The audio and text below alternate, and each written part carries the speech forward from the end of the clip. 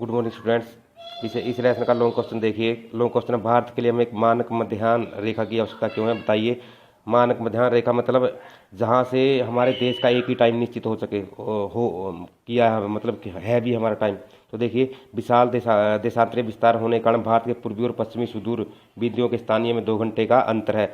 हमने कल भी किया था कि जो अरुणाचल प्रदेश है और से उदय होता है सूर्य सबसे पहले 2 घंटे पहले, 2 घंटे बाद मतलब जब गुजरात में अस्त होता है, तो वहाँ 2 घंटे का फर्क है। तो देखिए क्यों है। उदाहरण के लिए, जब अरुणाचल प्रदेश के पूर्वी भाग में सूर्योदय होता है तो उस समय गुजरात के पश्चिम भाग में रात रहती है। इसका तात्पर्य है कि हर स्थान का अपना अपना अलग अलग स्थानीय समय होता है, किंतु हम इस स्थानीय समय को जो जो भिन्न भिन्न स्थानों पर भिन्न भिन्न होता है स्वीकार नहीं कर सकते, क्योंकि ऐसा करने से परेशानी पैदा होगी और चारों ओर अव्यवस्था फैल जाएगी और दुर्घटनाएं होंगी। ये कि मान लीजिए हमारे देश में गुजरात का अलग टाइम है, अरुणाचल प्रदेश का अलग टाइम है, तो इससे हमारे देश में मतलब बहुत ज़्यादा दुर्घटनाएं होंगी और अव्यवस्था फैल जाएगी। तो इसलिए एक ही टाइम निश्चित किया है।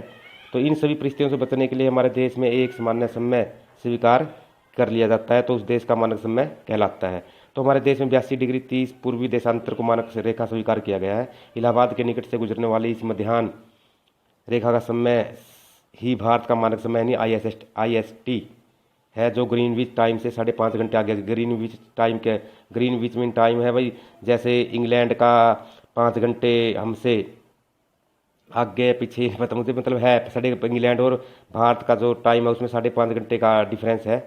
तो हमने 82 डिग्री 30 पूर्वी देशांतर को भारत की प्रधान मध्याह्न रेखा इसलिए स्वीकार किया है कि क्योंकि यह रेखा भारत के लगभग बीचों बीच से गुजरती है। भारतीय मानक समय के कारण सारे देश में समय की एकरूपता प्राप्त की जाती है, क्योंकि जो इलाहाबाद के निकट से जो रेखा गुजरी है वो बिल्कुल उसी के अकॉर्डिंग सारे भारत का जो समय है वो निश्चित किया गया है। उसके बाद देखिए स्टूडेंट्स, जो ये MCQ हैं ये अब आएंगे, अब की बार बहुत आएंगे तुम्हारे एग्जाम में, तो ये गौर से देखिए। कर्क रेखा कितने अक्षांश से गुजरती है, तो ये 23 डिग्री 30 उत्तर से गुजरती है। दूसरा, भारत का सबसे दक्षिण अक्षांश कौन सा है, तो 8 डिग्री 4 उत्तर। भारत का तीसरा क्वेश्चन, भारत का सबसे उत्तरी अक्षांश 37 डिग्री 6। और फोर्थ है, भारत का सबसे पश्चिमी देशांतर कौन सा है, 68 डिग्री 7 पूर्व। फिफ्थ क्वेश्चन, भारत संघ राज्य का सबसे दक्षिणी बिंदु कौन सा है, तो इंदिरा बिंदु है। मतलब भारत के दक्षिण में इंदिरा बिंदु सबसे संघ राज्य का सबसे दक्षिणी बिंदु है। भारत के भूभाग का कुल क्षेत्रफल 32.8 लाख वर्ग किलोमीटर। या तब एग्जाम में कई बार भारत का क्षेत्रफल कितना है, 32.8 लाख वर्ग किलोमीटर। सेवंथ क्वेश्चन, भारत के उत्तर में कौन सा पर्वत स्थित है, तो भारत के उत्तर में हिमालय पर्वत स्थित है। उसके बाद है, भारत के अक्षांश और देशांतर का विस्तार कितना है, लगभग 30 डिग्री का। सवेज नहर मार्ग कब खुला, तो 1869 ईस्वी में को खुला था ये। 10वां क्वेश्चन, सवेज नहर मार्ग खुलने से भारत और यूरोप के बीच की दूरी कितनी कम हो गई है, 7000 किलोमीटर। यूरोप मतलब यूरोप महाद्वीप के यूरोप में जाते हैं तो हम मतलब इसकी दूरी, यूरोप और भारत की दूरी 7000 किलोमीटर कम हो गई है सवेज नहर के रास्ते, ये मार्ग खुलने से, नया मार्ग खुलने से। उसके बाद 11वां है, भारत कौन से महाद्वीप में, तो ये आपको पता ही है, एशिया महाद्वीप में भारत। 12th क्वेश्चन है, भारत में राज्यों की संख्या कितनी है, 29। और अब शायद जैसे लद्दाख और ये जम्मू कश्मीर अब इनमें थोड़ा चेंज हुआ है। तो उसके बाद 13 क्वेश्चन है, भारत में केंद्र शासित प्रदेशों की संख्या कितनी है, 7। लेकिन अब ये ज़्यादा हो सकती है क्योंकि लेह लद्दाख और बन गए हैं इसमें, ये बाद में बता दिया जाएगा तुम्हें। क्षेत्रफल के आधार पर भारत का सबसे बड़ा राज्य कौन सा है, राजस्थान है। क्षेत्रफल के आधार पर भारत का सबसे छोटा राज्य है गोवा।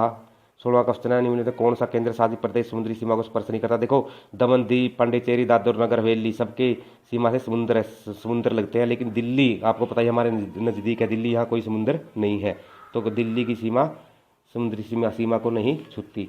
उसके बाद है, भारत और श्रीलंका के बीच समुद्री संपर्क मार्ग की क्षेत्र से होकर जाता है, तो मन्नार की खाड़ी से। 18वां क्वेश्चन, नहीं मिलेगा किस राज्य की सीमा पाकिस्तान के साथ नहीं लगती, तो हरियाणा की नहीं लगती, राजस्थान की लगती है, पंजाब की लगती है और जम्मू कश्मीर की लगती है। उसके बाद, भारत के एक राज्य का नाम बताएं जिसकी सीमाएं 2 पड़ोसी देशों को स्पर्श करती है, तो अरुणाचल प्रदेश की सीमा नेपाल से और चीन से लगती है। उसके बाद है, भारत के उत्तर पश्चिम में कौन सा पड़ोसी देश है, तो पाकिस्तान। उसके बाद, निम्नलिखित में कौन सा पड़ोसी देश भारत की तटीय रेखा को स्पर्श नहीं करता, श्रीलंका। उसके बाद, रामायण काल में भारत किस देश का साथ संबंध था, श्रीलंका के साथ। तिब्बत का संबंध किस देश के साथ है, चीन के साथ। निम्नलिखित में कौन सा द्वीप समूह अरब सागर में स्थित है, लक्षद्वीप। और 25वां क्वेश्चन है, कौन सा क्षेत्र 2004 में आए सुनामी में जलमग्न हो गया? तो इंदिरा बिंदु।